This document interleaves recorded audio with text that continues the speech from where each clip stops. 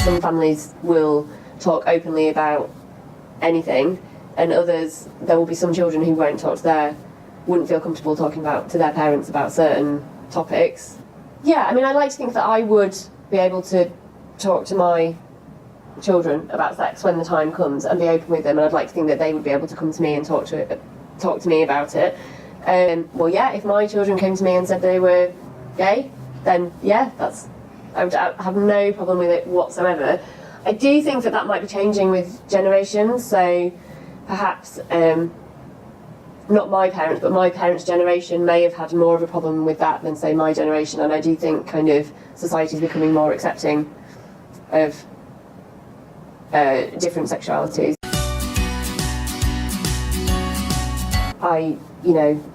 I have sons and a daughter, and they could do and be whatever they wanted to be, and I would actively encourage all of them to just go and do whatever makes them happy. In fact, if my daughter said that she wanted to just stay at home, then I don't think I'd be happy with her decision about that. I think I'd be like, no, go and do something. No.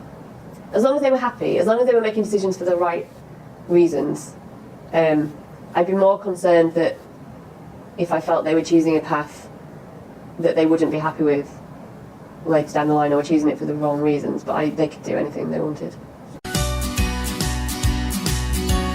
I always try and make sure that to say, I understand you're angry about this, I am hearing what you're saying, but the reason we can't do this is because. And rather than just say, because I said so. I try and avoid that. Kind of try to use reasoning. I mean, again, they're so little. You kind of try and to use reasoning, convincing, or distract them. We don't really use any kind of harsh discipline techniques, don't need to, really. They're so little. In terms of communication, I think it's always important to